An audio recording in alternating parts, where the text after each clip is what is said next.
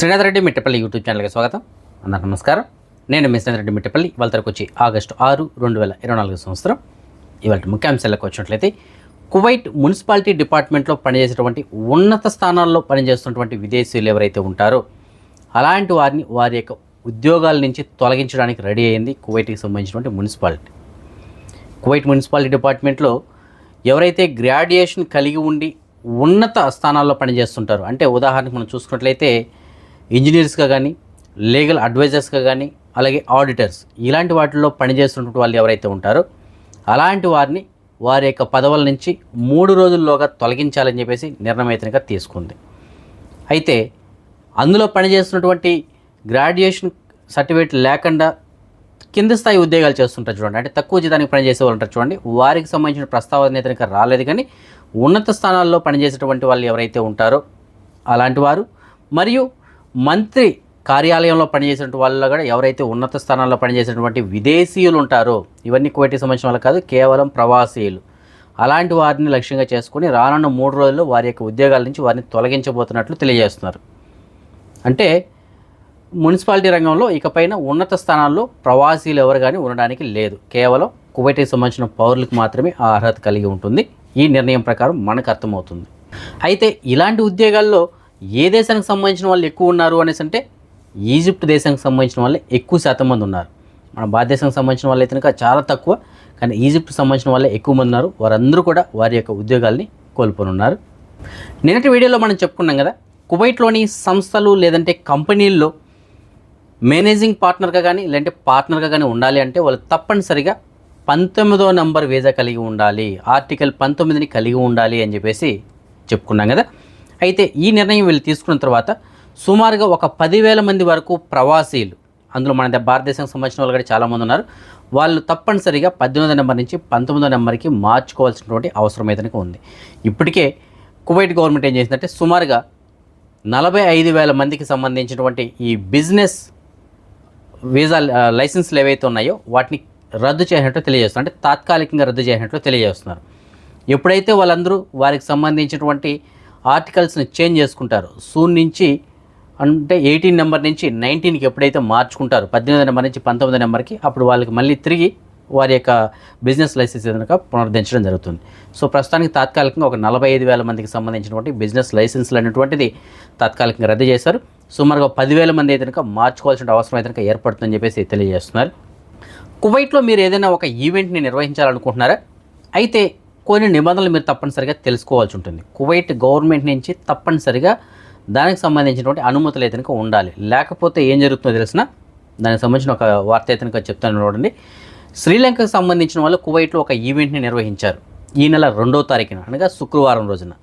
ఆ ఈవెంట్ పేరు వచ్చి శ్రీలంక సమ్మర్ నైట్. అయితే ఈ ఈవెంట్ నిర్వహించడానికి వారికి సరైనటువంటి అనుమతులు లేవు అని చెప్పేసి భద్రతా అధికారులు 26 మందిని అరెస్ట్ చేశారు. అయితే కువైట్లో ఉన్నటువంటి శ్రీలంకకు సంబంధించినటువంటి ఎంబసీ ఏదైతుందో వారి యొక్క సహకారంతో, అంటే వారి జోక్యం చేసుకోవడంతో ఒక 24 మంది మాత్రం విడుదల చేశారు. మరొక 2 నిర్వాహకులను మాత్రం ఇంకా విడుదల చేయలేదు. అంటే దీన్ని బట్టి మనకు అర్థమవుతుంది, కువైట్లో ఎవరైనా సరే ఏదైనా ఒక ఈవెంట్ని నిర్వహించాలంటే తప్పనిసరిగా అఫీషియల్గా దానికి అనుమతి ఏదైనా ఉండాలి. అనుమతి లేకుండా ఎవరు పడితే వాళ్ళు ఈవెంట్లు నిర్వహిస్తాము, ఏదైనా కార్యక్రమాలు చేపడతాము అంటే ఈ విధంగా పోలీసు వాళ్ళు అయితే అరెస్ట్ చేయడం జరుగుతుంది. కువైట్ గవర్నమెంట్ కువైట్కి సంబంధించినటువంటి జాతీయ జెండాని పరిరక్షించడానికి చర్యలు అయితే తీసుకుంటుంది. జాతీయ జెండాని గౌరవించడం అలాగే పరిరక్షించడం ప్రతి ఒక్కరి బాధ్యత. కువైట్లో ఉంటూ వారి ఎవరైతే ఉంటారో వారందరి యొక్క బాధ్యత. సో దీన్ని దృష్టిలో పెట్టుకుని కువైట్ గవర్నమెంట్ ఏం చేస్తుందంటే, కువైట్లో ఎక్కడైనా సరే మీకు కువైట్ జాతీయ జెండా కనుక సరైనటువంటి స్థితిలో లేకుండా అది పాడైపోయినటువంటి స్థితిలో కనుక ఉన్నట్లయితే, అంటే కలర్ చేంజ్ అయిపోయి కానీ లేదంటే చిరిగిపోయి కానీ ఆ విధంగా ఎక్కడైనా సరే మీకు కనిపించినట్లయితే దాన్ని సమాచారం ఏదైనా అందించండి, మేము దాన్ని రీప్లేస్ చేస్తాం, అంటే దాన్ని అక్కడ తీసి మళ్ళీ కొత్తది పెట్టడం కానీ లేదంటే దానికి ఏం చేయాలనేది ఆలోచిస్తామని చెప్పేసి తెలియజేస్తున్నారు. మ్యాక్సిమం అక్కడ కొత్తది అయితే కనుక పెట్టడం జరుగుతుంది. సో అలాంటివి ఎక్కడైనా సరే మీకు జెండాలు కనుక కనిపించినట్లయితే మీకు డిస్ప్లే నేను ఒక 2 నెంబర్లు ఇస్తాను. ఒకటి వచ్చి టోల్ ఫ్రీ నెంబర్ 112, దానికైనా సరే మీరు సమాచారం అందించవచ్చు.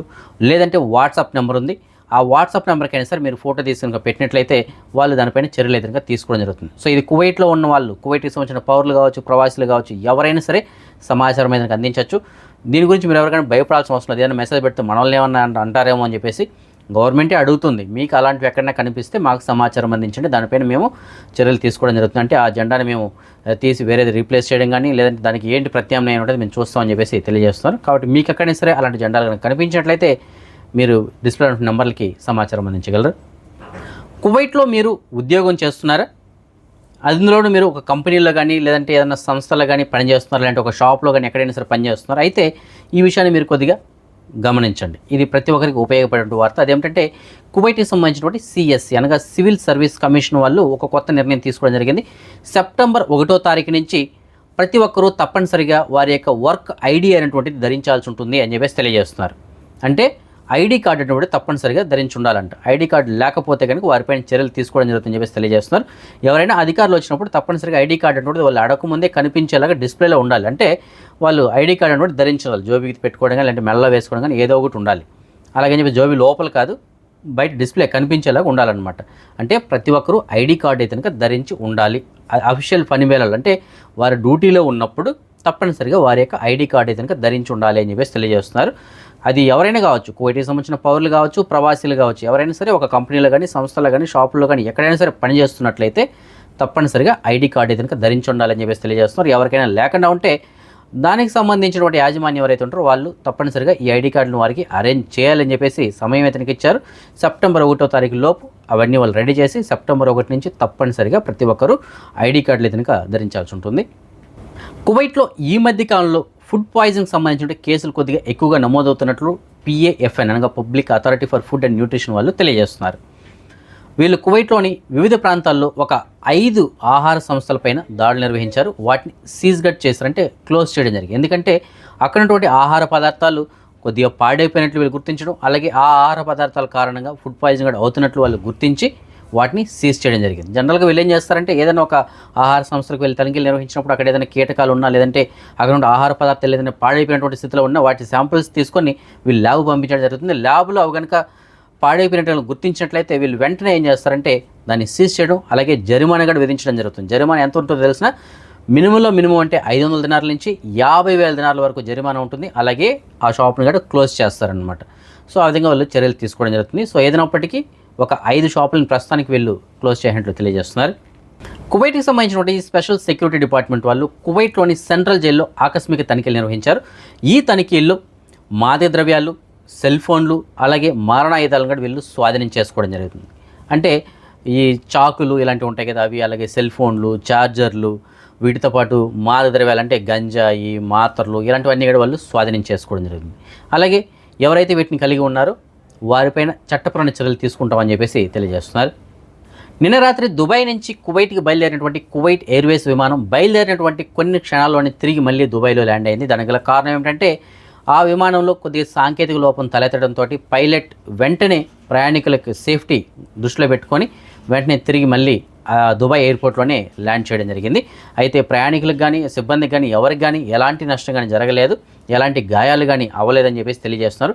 ప్రయాణికుల యొక్క క్షేమమే మా యొక్క లక్ష్యం కాబట్టి మేము తిరిగి మళ్ళీ ఆ విమానాన్ని సేఫ్గా దుబాయ్లో ల్యాండ్ చేయడం జరిగిందని చెప్పేసి తెలియజేశారు. ఫ్రెండ్స్, కువైట్లో ఉన్న మీకు ఎవరికైనా సరే ఫ్లైట్ టికెట్స్ కావాలనుకుంటున్నారా?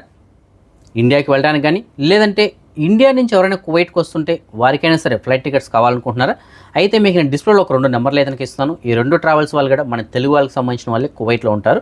సో మీకు సరసమైనటువంటి ధరలకే ఫ్లైట్ టికెట్స్ ఏదైనా అందించడం జరుగుతుంది. అలాగే మీరు డబ్బులు కువైట్ దినార్లు ఇస్తామన్నా సరే ఓకే, లేదు ఇంటి దగ్గర డబ్బులు ఇస్తామన్నా సరే తీసుకుంటారు, ఇబ్బంది లేదు. సో ఎవరికైనా సరే ఫ్లైట్ టికెట్స్ సరసమైనటువంటి ధరలకే కావాలనుకున్నట్టుకుంటే మీకు డిస్ప్లే నెంబర్లకు కాల్ చేసి పూర్తిగా కనుక్కొని మీకు కావాల్సినటువంటి ఫ్లైట్ టికెట్స్ని బుక్ చేసుకోవచ్చు. గత కొద్ది రోజులుగా మనం గమనించినట్లయితే కువైట్ దినార్ వాల్యూ అనేటువంటిది క్రమంగా పెరుగుతూ వస్తుంది.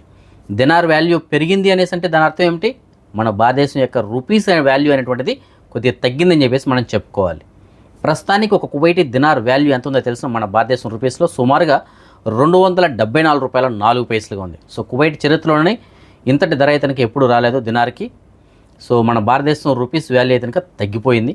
సో మన భారతదేశం రూపీస్ వాల్యూ పెరగాలని చెప్పేసి మనం కోరుకుందాం. ఎందుకంటే మన భారతదేశం రూపీస్ వాల్యూ కనుక ఈ విధంగా తగ్గిపోతూ వచ్చిందనుకోండి, మనం ఇంకా కొద్ది రోజులు ఇక్కడే పనిచేయాల్సి వస్తుంది.